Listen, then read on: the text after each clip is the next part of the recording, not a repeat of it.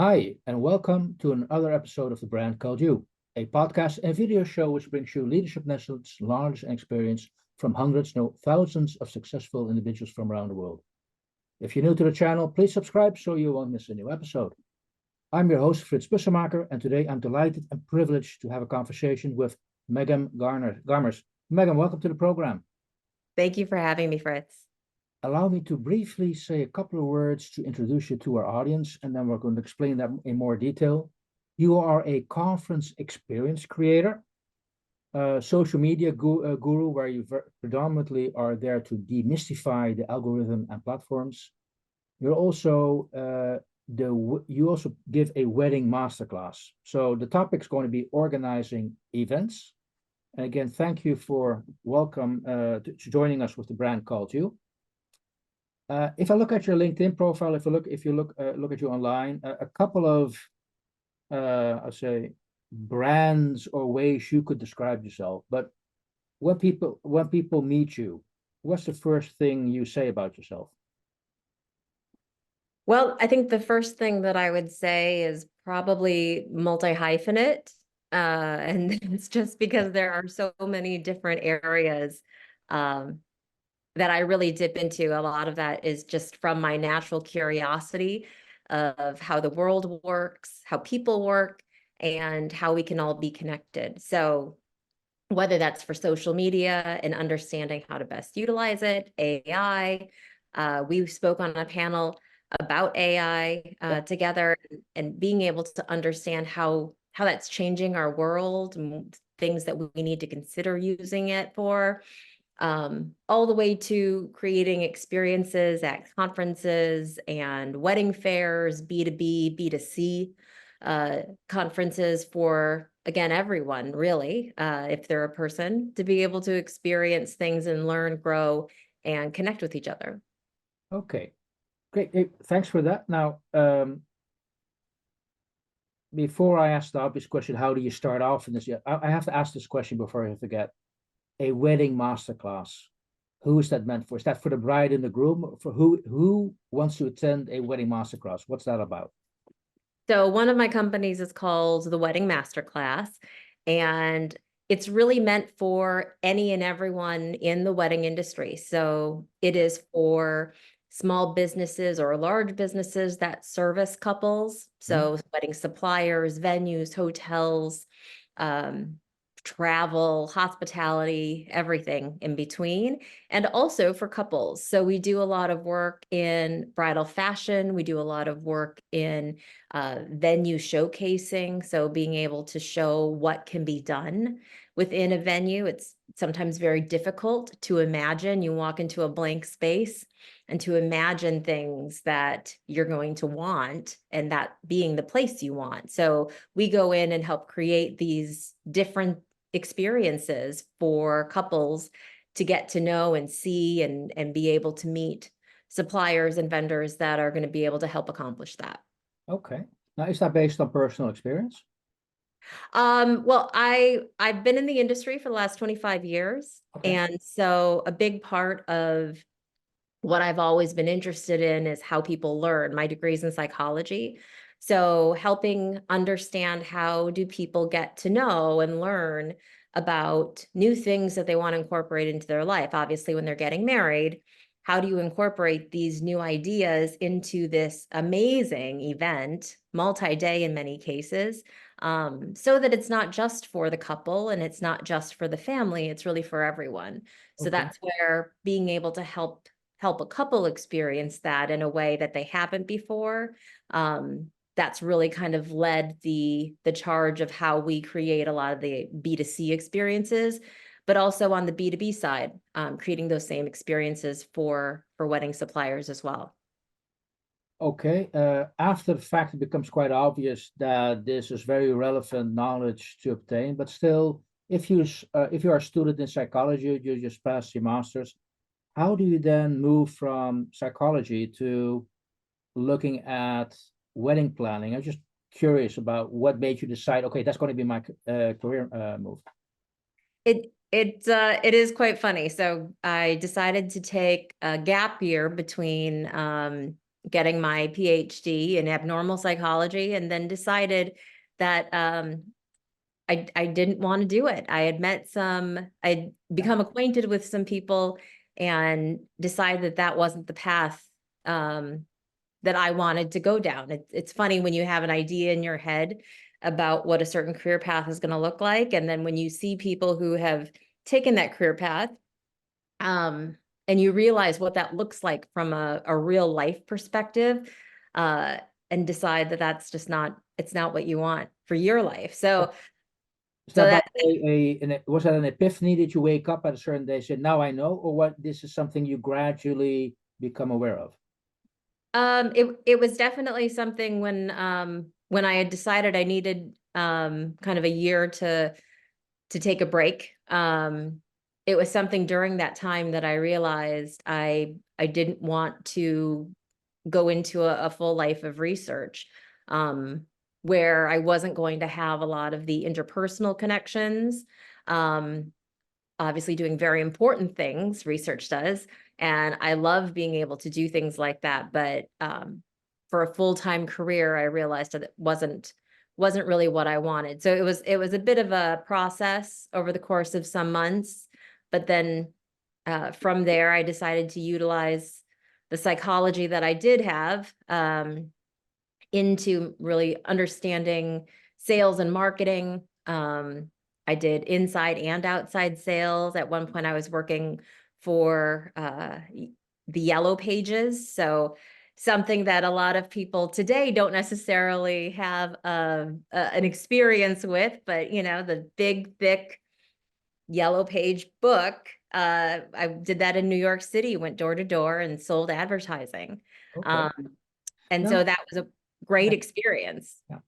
May I ask you, just when you decide, okay, this is not for me, did you need to make an effort to convince your surrounding parents, maybe, hey, I'm going to do something new, or was it the other way around? Yeah, we already knew, Megan, this is going to be happening. You just didn't. You had to figure it out yourself. So, because I'm Yeah. just asking this on behalf of the people who might be in the same situation.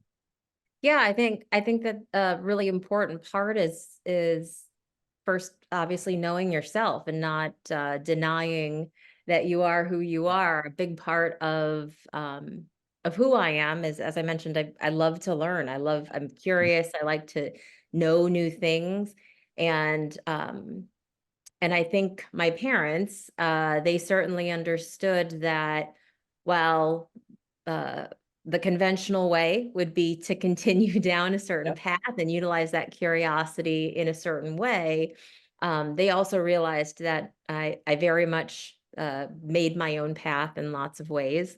And so they supported me, and I think that was certainly something special, because a lot of times it's difficult when you don't understand, whether it's parents or perhaps a partner or spouse, they don't understand exactly why you would give up something that seems so sure Yeah. for something else that is so uncertain. Um, but one piece of advice I gave my son, who's 20, when he was looking at different careers and trying to figure out what to do, I told him to choose the thing that you hate the least, not the thing that you love the most, because everything that you do is going to have something that you hate in it. And you can be extremely passionate about something and love doing it. But if there's a component in that you hate doing, at some point that is going to win out over your passion and excitement. The mundane, day to day of what you hate is going to overpower the thing that you're so excited about right now. And so it's something that I came to find out, which drove a lot of those choices for me. And I think it rings true for a lot of things, because otherwise you end up in a career that you thought, you loved at first, and then you realized it's not it doesn't bring you joy. And no one should really have to be imprisoned to that, especially when they're able to make choices. Yeah, no, I think that's very sound advice for people out there. Okay, Yellow Pages, selling Yellow Pages. And I mean, I understand. I've been there. I've had those type of jobs as well. But then at a certain point, you become more serious. You realize, hey, people need your advice and need your services. And that is, you can say, helping to organize a wedding. Did it start actually at the business or did it start at the couple? Yeah. Um, so when I first started, a friend of mine introduced me to the wedding industry, kind of just on a whim. Um, and so I decided, all right, that sounds great. I'll I'll go kind of check it out. My roommate at the time, actually, she was a wedding photographer as well, and so I would go and kind of help her occasionally. Um, and I realized that I really enjoyed being around people on their wedding day. It was obviously a very joyous occasion. Um, and there was a lot of creativity and hard work that went into it. And there was a lot of components of things that I enjoyed and also utilized skills that I had that I was interested in doing. And so it just seemed like a natural fit to be able to do those things. I enjoy working, and so having your own business as an entrepreneur was something that was attractive to me. At that time, a lot of books about business were very specific. So it was, how do you start the next Microsoft, or how do you the book Rich Dad Poor Dad. So, Yeah. how do you invest in real estate? There weren't a ton of business books, and the ones that were there were really about large corporations, or if you had money, this is how you invest it. Or if you start a franchise, this is what you do.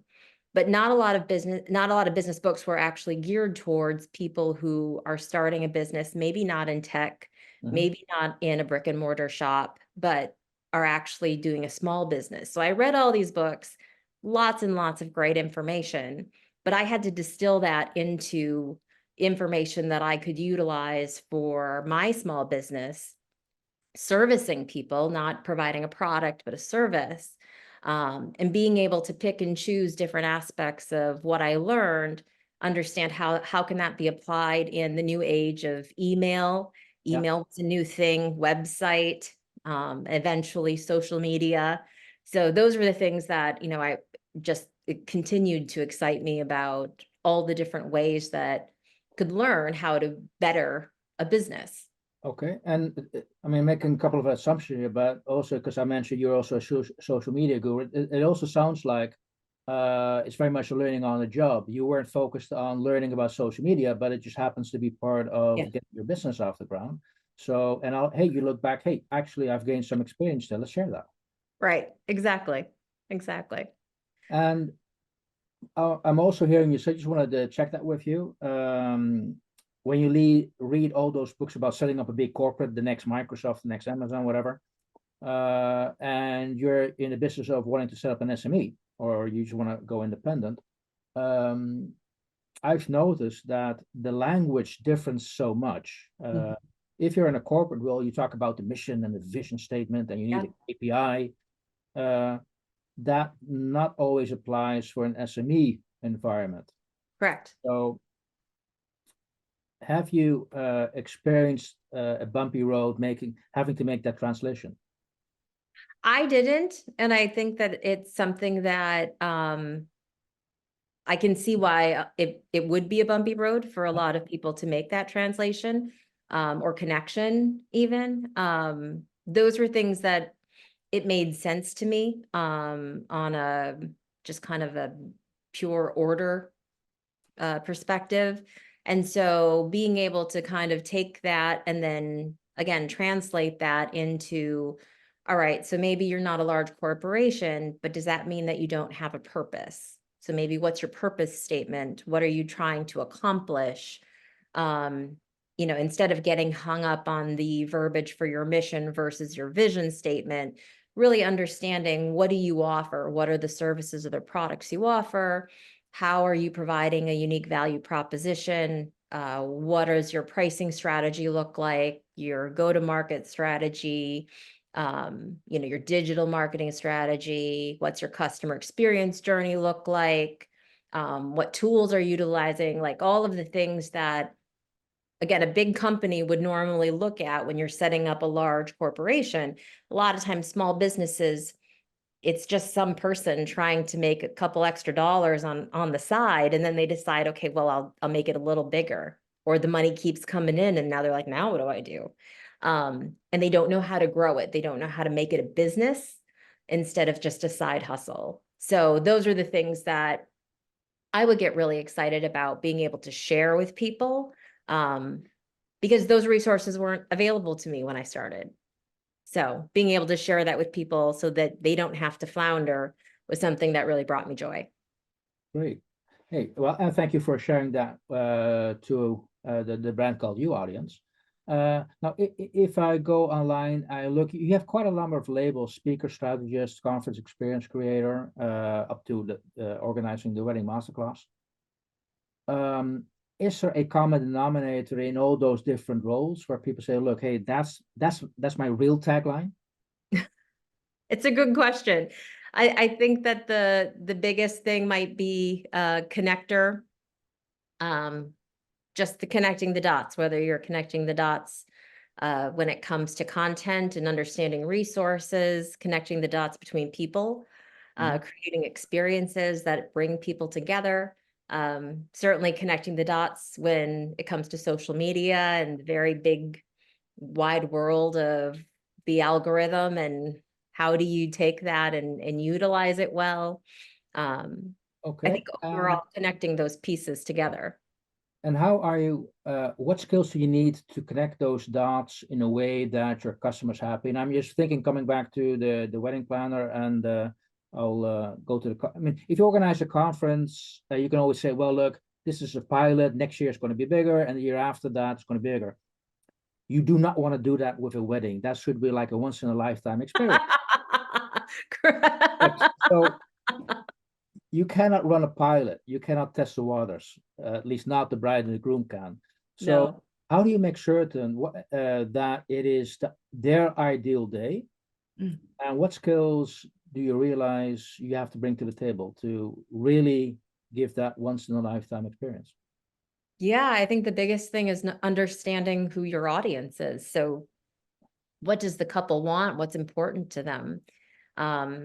Distilling those aspects. Is it the photos, the in-person experience? Do they need to make sure that, you know, Aunt Susan has a great time because she's really old and might not be able to experience anything else with the family after that? Like, there's all of these things that you have to understand will vary based on wedding to wedding. And I really don't see a difference between that and then creating a conference, because again, it's all about your target audience. So how do you make them happy? How do you give them what they're wanting?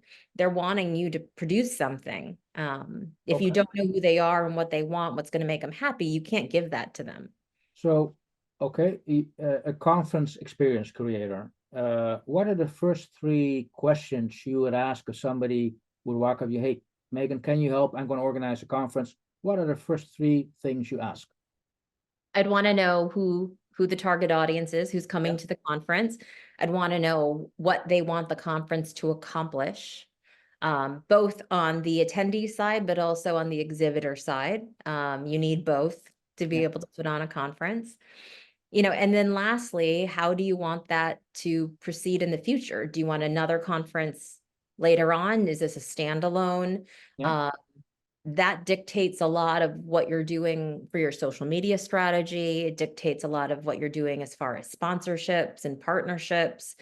So really having a clear idea of, you know, why are we all together and doing this allows you to be able to look forward and say, okay, based on that, then these are going to be the, you know, different aspects, the education program, the speaker set, the activities, how we're starting the day versus ending the day, social activities that go into, like, what is it, even down to the branding of the actual event.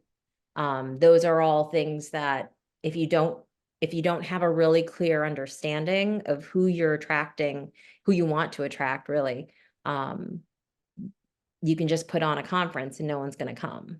Yeah. Or it's not going to make any impact. Or no impact, right? Yeah. Do you see particular trends in conferences shifting over the years at the moment? What's changing? What's new to the game? I definitely think that the experience aspect is becoming more popular. It's certainly been more prevalent in feedback from attendees. The hardest part for any conference organizer is really changing something when there hasn't been a total disaster that occurred the last time.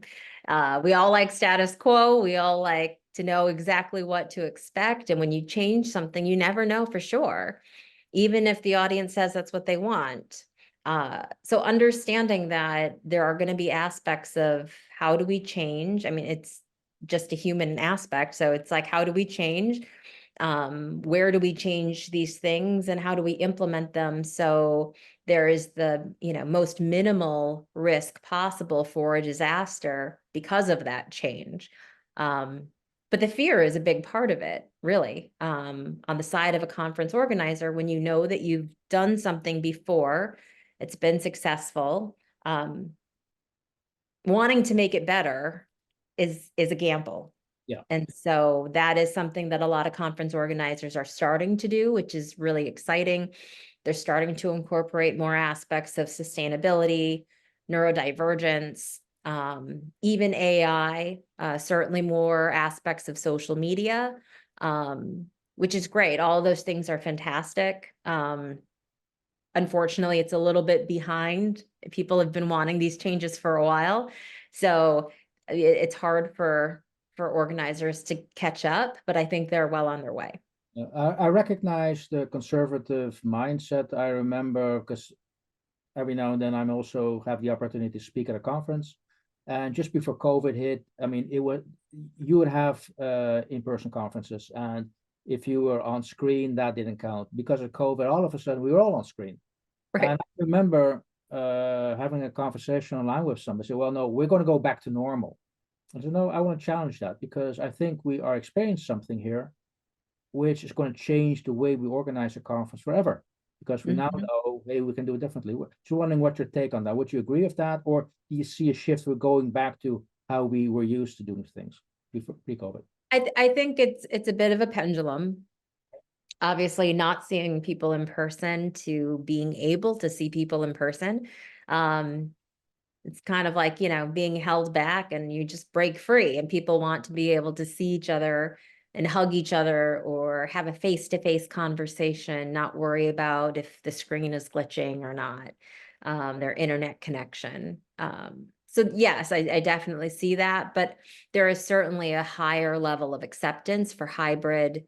Um, One of the panels at the conference that we both spoke at, we had one of the panelists that dialed in and was there remotely. And he was part of the panel. Those are things that it was just part of what the conference was offering. And one of the other panels that I moderated there, talking a lot about sustainability. So you know, how responsible is it to fly someone from, you know, I don't know, from California to Dubai to speak at a conference for 2 hours and then fly him back? I don't know. It Yeah. depends on who it is and what are the people going to get from having that person in person. There is a level of energy that is brought when you are at an in-person event with an in-person speaker. Doesn't mean the content can't be communicated otherwise, but that's where I think most people they haven't factored in the energy aspect of having physical beings in the same room. That's I a level of experience. I fully agree. When I organize events myself and I check with the audience and afterwards say, what do you find the most important part, meaningful part of the conference? Oh, it's the break. And then you realize it's the people you meet, Yeah. in some cases serendipitously, which actually offer you the most benefit. So you have to organize breaks. And that's something which is very difficult to do online. So I still see the need for bringing people together there. My take. Hey, I was just a little bit on a tangent, but just wondering, Megan, has your life been identified with milestones? Are there particular milestones in your life where you feel, yes, that's a singular moment or a singular activity moment in life? Yeah, that is something I will always remember. I would probably say milestone moments. Certainly when I decided I wasn't going to continue down the road for my PhD. That was a very big milestone moment. Having my son, very big milestone moment. Deciding to start a business from scratch, big milestone moment. Um, Learning a lot of the different things. There was a stint where I was a CFO at a hedge fund. Um, those were milestone moments working in finance, hedge funds and banks. Um, Certainly producing large events, conferences, and deciding to do those things. Those are all kind of big milestone moments when you decide to take a risk and you don't know how it's going to turn out. But you go all in. Those are big milestone moments for sure. And with those milestones and those risks, was it a bumpy road? Have there been situations where, oh, this is actually a learning, I've learned something today? Oh yeah, I'd say every day was a bumpy road. There were many days where there was a large part of time, certainly at the beginning of starting any business, where you're working a lot and you don't make any money. And you start to question if it's going to work. I mean, like, can you live and pay your bills? Um, Okay, so once that happens, once that question is raised, am I doing the right thing? And a lot of people experience this. What should you do in that case? I think you need to really evaluate what are the consequences of the risks. So, okay, so it doesn't work out. Yeah. So what? So what are you going to do next? Um, I think when you're contemplating if it's not going to work out, that healthy level of, I don't know if I would call it fear, but certainly apprehension, allows for you to see things a little bit more clearly, maybe be a little bit more economical or prudent in your approach fiscally. Um, when you're starting a business and you look at all of the options that you have in front of you, it's very easy to be like, oh, sure, I'll pay for that. And I'm going to pay for that. And I'm going to do that. And it all makes sense. And it's not to say that those things are wrong to invest in for your business, but it might not be the right time. It might not be the right amount. Maybe there's something that you can learn and do on your own before you invest $5,000 in a website. Those are like little things that if you're not asking yourself those questions, then chances are, yeah, you could end up completely broke and needing to go find a job. Okay. Now, in your journey you described so far, have there been role models in your life, or to rephrase that, where do you draw your inspiration from? I think I really draw my inspiration from a lot of the kind of underdog stories. I didn't necessarily have a mentor per se. Um, just taking a lot, reading a lot and understanding how these things work in the world. I, Whether it's you're watching a biography or reading, again, some story about how someone started their business, even like Steve Jobs in his garage. There are things that can inspire you and kind of give you hope. And then you see stories where people, it all goes up in flames and they end up out. So I think it's a nice balance being able to draw from trying to learn from other people who have tried these things. So Okay. if they've tried a business or they've tried to learn something new, they've done something that no one thought was possible. Um, Understanding when do you push and when do you pull back? Oh yeah, but indeed, be smart about what you're observing and reading, because Hewlett Packard started in the garage, Steve Jobs started in the garage. So if the idea is then, okay, I want to start a big corporate, so let's buy a garage. It's not necessarily what you want to do, I guess. No. And obviously taking whatever you're reading or listening to or watching, taking the time into consideration. You're going to watch something on the Wright brothers. You don't need to go build a plane and the way they did, or but taking something from it. One of my favorite quotes is Henry Ford saying, if I ask people what they wanted, they want a faster horse. He created a car. So understanding that at some point, if there is a visionary aspect of who you are and what you do, there's going to be pushback. People aren't going to understand. But if the time is right and you're able to infiltrate that and provide a solution to their pain point, no one else can. That is where innovation happens. Great. Hey, Megan, I'm conscious of everybody's time at the moment. I just want to end with one more question before I make my statement. I also want to share that what I like about what you discussed today alludes to a much richer background and experience than if I would look you up online. So you provide much more depth and knowledge than people might assume. That's actually pleasantly surprised me. And my question to you, my final question is, what is your advice to people who are maybe today in the same position as you were when you started out?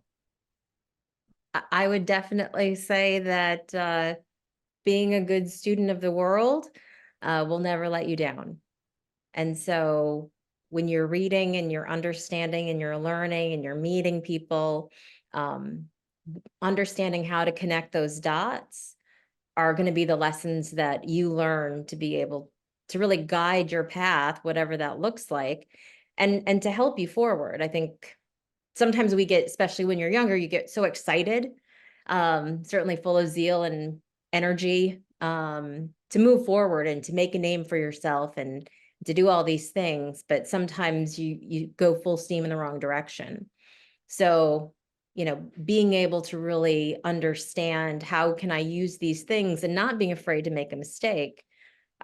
Starting out in one business, you never know who you're going to meet that's going to lead to something else. A lot of my next steps were out of that. I didn't know I was going to meet so-and-so at that event or at that job. I didn't know that my coworker was going to ask, what are you doing this weekend? Do you want to help with the wedding? Would have never thought of that. So those are all things you don't know what the world is going to put in front of you. So being open to that, I think, is important, and then allowing yourself to be willing to connect those dots. Great advice and great experience. Megan Garmers, ladies and gentlemen, thank you so much for sharing your insights and experience with us. Thank you so much. Thank you for having me. I really appreciate it. Thank you for listening to the Brand Called You videocast and podcast, a platform that brings you knowledge, experience, and wisdom of hundreds of successful individuals from around the world.